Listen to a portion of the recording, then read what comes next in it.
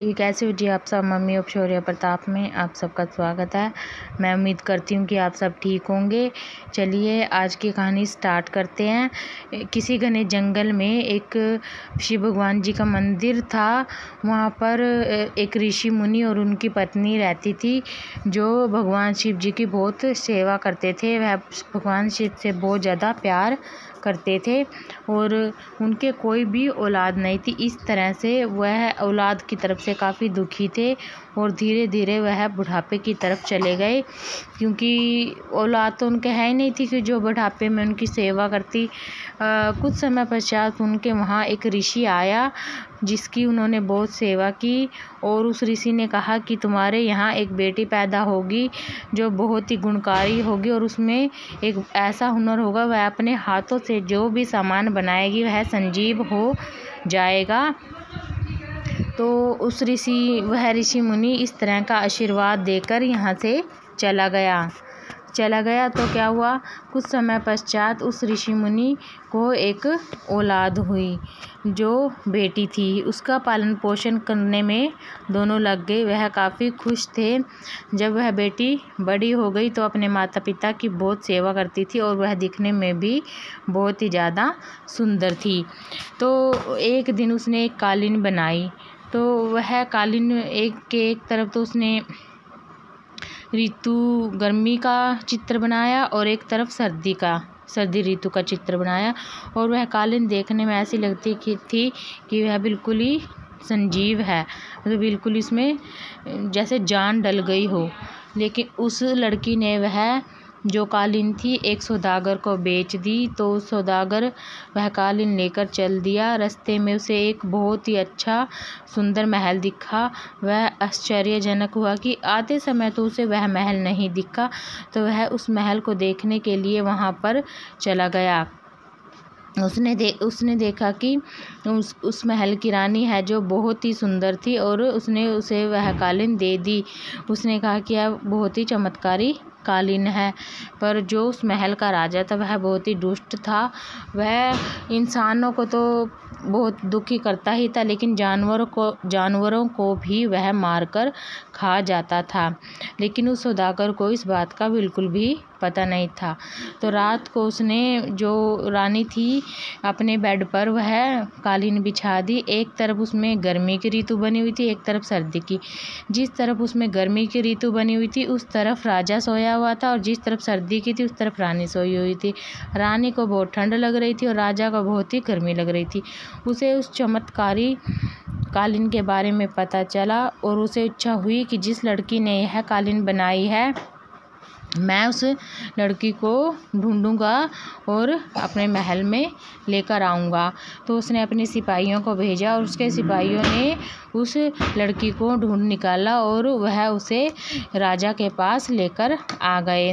राजा उस लड़की को देखकर उसे दिल दे बैठा और उसने उससे शादी करने की इच्छा व्यक्त की। लेकिन जो वह लड़की थी उसने राजा से मना कर दिया कि मैं तुमसे शादी नहीं करूँगी। राजा को इस पर बहुत गुस्सा आया और उसने उस लड़की को क्या किया, जेल में डाल दिया।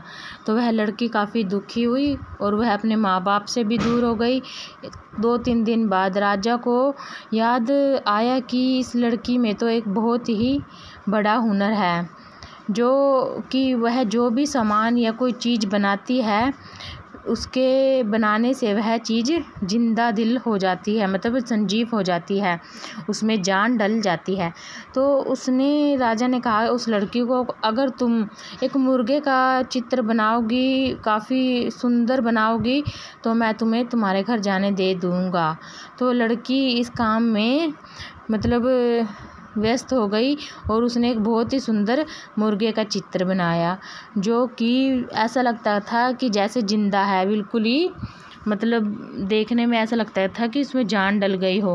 राजा उसे देखकर काफ़ी आश्चर्यजनक हो कि तो ऐसे लग रहा है कि जैसे जिंदा हो। तो उस राजा ने सोचा अगर मैं इसे घर जाने दे दूँगा तो यह मुझसे शादी नहीं करेगी। तो राजा ने एक तरकीब लड़ाई की। उसने उस लड़की को कहा कि यह तो इतना खास नहीं बना। तो उसकी आंखों से आंसू आ गए और उस मुर्गे के मुंह में एक आंसू गिर गया तो वह असलियत में ही जिंदा हो गया। और उस मुर्गे को यह बात सुनकर गुस्सा आया और उसने क्या किया, मुर्गे ने राजा की दाढ़ी पर काट लिया और राजा गुस्से में उस मुर्गे को फेंक कर वहाँ से चला गया। 2-3 दिन बाद फिर राजा उस लड़की के पास आया। लड़की ने कहा कि लड़की ने नहीं, राजा ने कहा कि अगर तुम एक मोर का, बहुत ही सुंदर मोर का चित्र बना दोगी तो मैं तुम्हें तुम्हारे घर जाने दे दूंगा।